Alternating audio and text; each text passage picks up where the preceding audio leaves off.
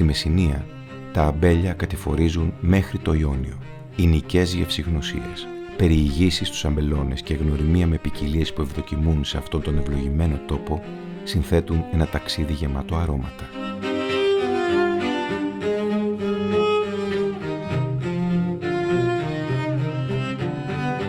Στα αμπέλια της Τριφυλίας, το μεσογειακό φως και τα ασβεστολιθικά εδάφη χαρίζουν σταφυλιές με χαρακτήρα. Οι περιοχές Πηλίας, Νέστορος και Μεσσήνης είναι κατάφυτες με αμπελώνες. Το τουρουά της περιοχής είναι πάρα πολύ καλό σε σχέση θερμοκρασία, μέρα, νύχτα, η άβρα της θάλασσας, ο προσανατολισμός του αέρα. Τα αποτελέσματα στους αμπελώνες που έχουν φυτευτεί είναι πάρα πολύ καλά. Στα σύγχρονα εινοποιεία, οι παραγωγοί μιλούν για ποικιλίες που ταξιδεύουν από την παράδοση στο σήμερα. Λευκά με νότες εσπεριδοειδών, ροζέ γεμάτα ζωντάνια, ερυθρά πλούσια. Τα κρασιά της Μεσσηνίας φέρουν τα μοναδικά γνωρίσματα της γης που τα μεγάλωσε.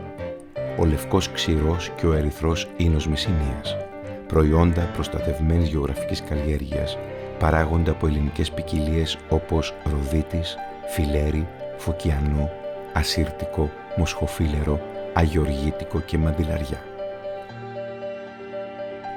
Σύμφωνα με τον περιηγητή Παυσανία, ο Διόνυσος, δοκιμάζοντας το κρασί της Μεσσηνίας, είπε «Ευή» στην υγειά μας. Γύρω από τους αμπελώνες, η Μεσσηνία ξεδιπλώνεται σαν σκηνικό. Απέραντοι ελαιώνες που φτάνουν ως τη θάλασσα.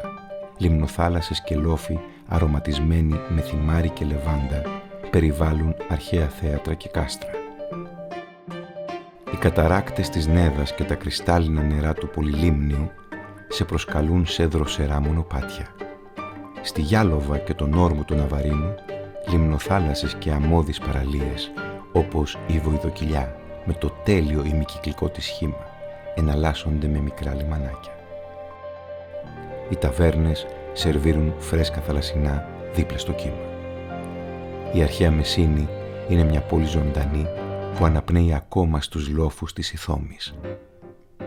Το θέατρό της, οι στοές και τα ιερά ξεδιπλώνουν μπροστά σου την εικόνα μιας οργανωμένης πολιτείας που άνθησε πριν από 2.500 χρόνια.